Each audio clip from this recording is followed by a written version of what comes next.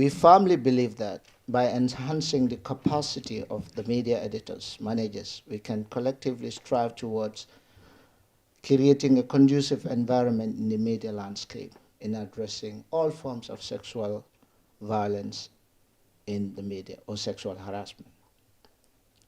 This training is aligns with the objectives of the EU-funded consolidation of democratic dispensation in the Gambia, the CODE project, which seeks to promote a participatory, inclusive, and rights-based democratic transition.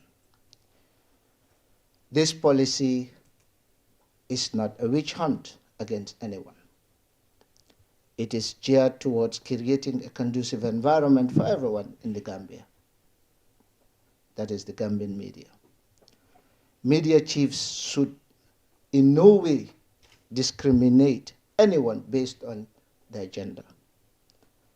Sexual harassment is not acceptable, and it should not be condoned in any media house. Union commissioned and published a report on sexual harassment in the media.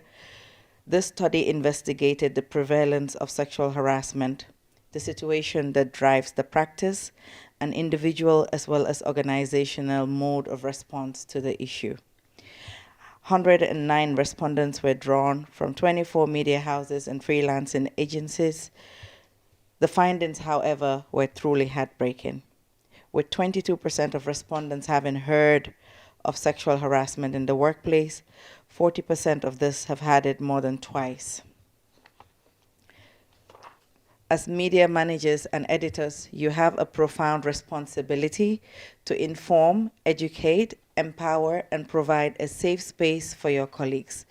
You must also recognize the significant responsibility you bear in preventing sexual harassment, as it does not only undermine the integrity of your profession, but also perpetuate a toxic culture that damages individuals, organizations, and society as a whole.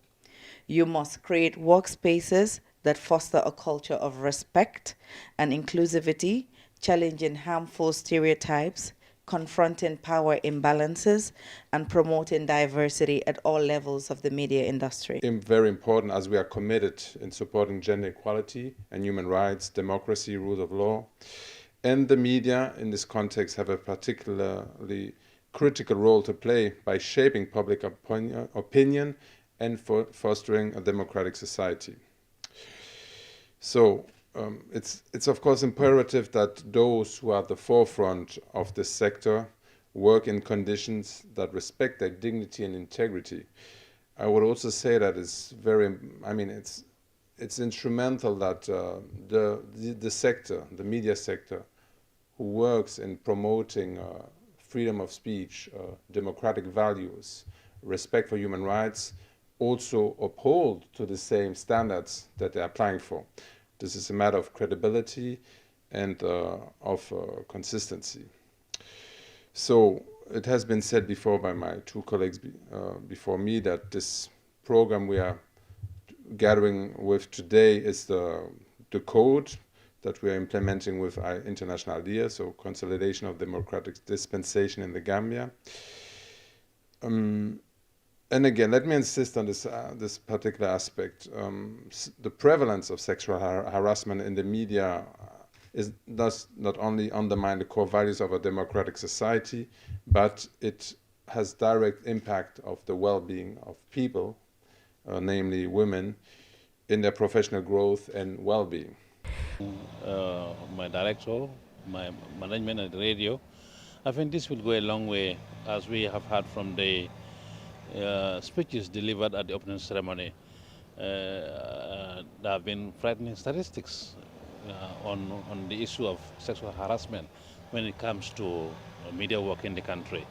So this, in a way, will provide me the necessary information to know the extent of the problem, and more importantly, the tools that I will be able to use and, of course, share with my colleagues to see that the issue of sexual harassment, at least is nipped in the bud, because women should be respected, their person should be respected, They have rights, and therefore they have the competence. If they have the competence and the knowledge, the right thing is to respect them, not to see them as to objectify them, to see them as objects that can be pushed around and be made to do something against their will.